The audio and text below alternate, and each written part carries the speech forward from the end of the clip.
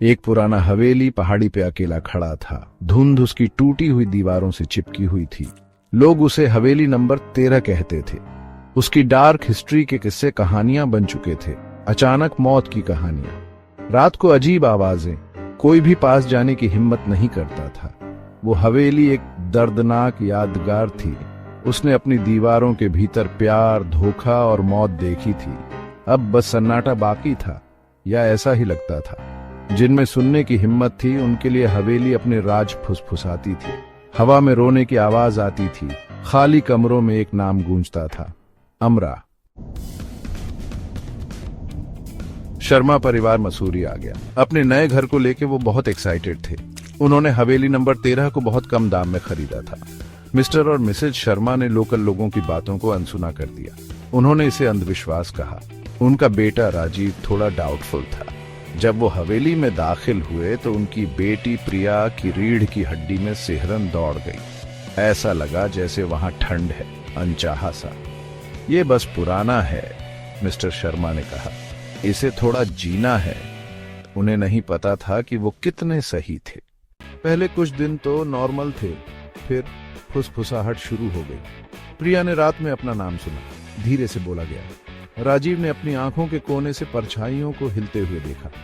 दरवाजे अपने आप खुलते और बंद होते थे। एक रात एक फूलदान कमरे के एक कोने से उड़कर दूसरे कोने तक गया।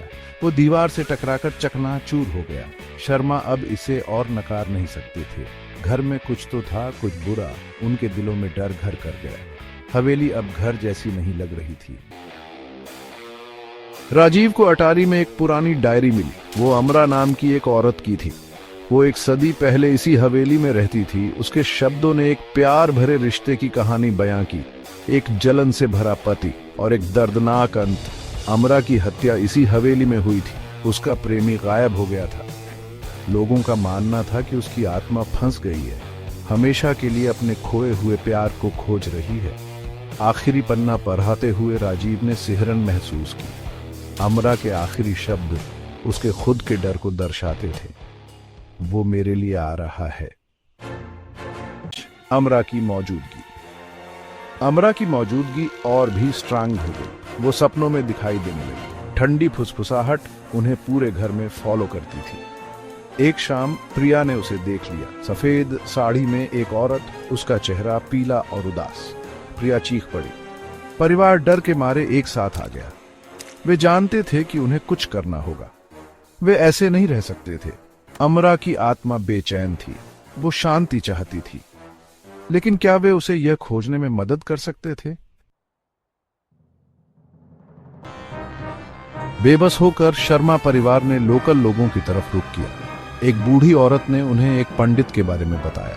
एक ऐसा आदमी जो आत्माओं की दुनिया के बारे में बहुत कुछ जानता था।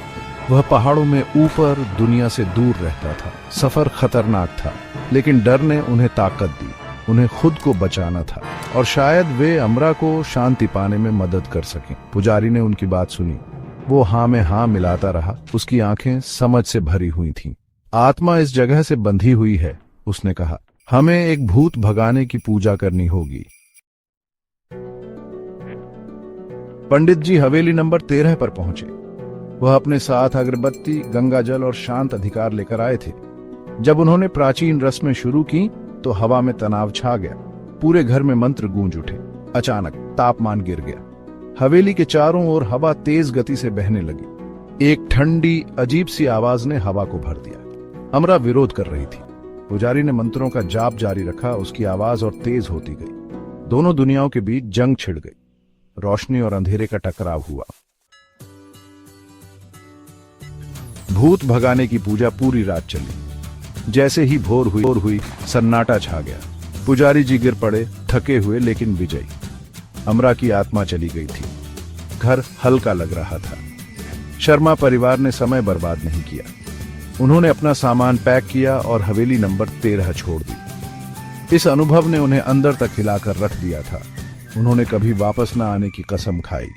जब वे जा रहे थे तो उन्होंने हवेली की तरफ पीछे मुड़कर देखा। वह उगते सूरज के सामने शांत खड़ी थी। शांति लौट आई थी, लेकिन किस कीमत पर? जिंदगी आगे बढ़ गई, लेकिन हवेली नंबर 13 की यादें ताजा रहीं। शर्मा ने उस समय के बारे में कभी बात नहीं की। जख्म बहुत गहरे थे।